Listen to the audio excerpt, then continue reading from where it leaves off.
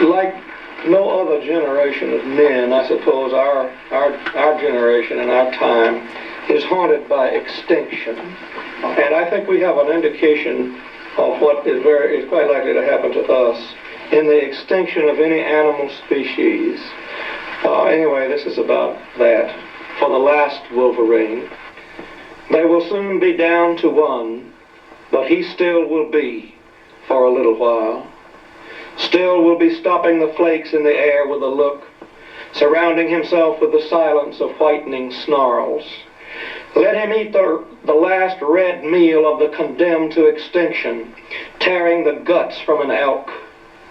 Yet that is not enough for me.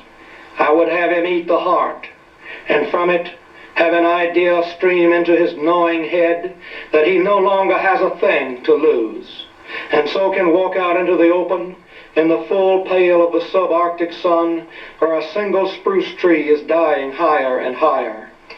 Let him climb it with all his meanness and strength.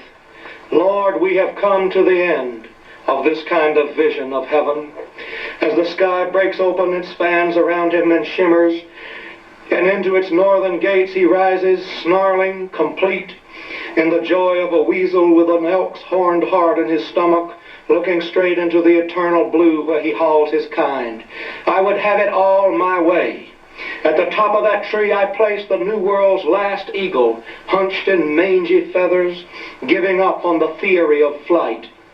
Dear God of the wildness of poetry, let them mate to the death in the rotten branches.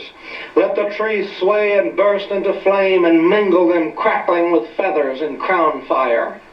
Let something come of it, something gigantic, legendary, rise beyond reason over hills of ice, screaming that it cannot die, that it has come back, this time on wings, and will spare no earthly thing, that it will hover, made purely of northern lights at dusk, and fall on men building roads, will perch on the moose's horn like a falcon riding into battle, into holy war against screaming railroad crews, will pull whole trap lines like fibers from the snow in the long-jawed night of fur trappers. But small, filthy, unwinged, you will soon be crouching alone, with maybe some dim racial notion of being the last, but none of how much your unnoticed going will mean, how much the timid poem needs the mindless explosion of your rage, the glutton's internal fire, the elk's heart in the belly sprouting wings, the pact of the blind swallowing thing with himself to eat the world, and not to be driven off it until it is gone, even if it takes forever.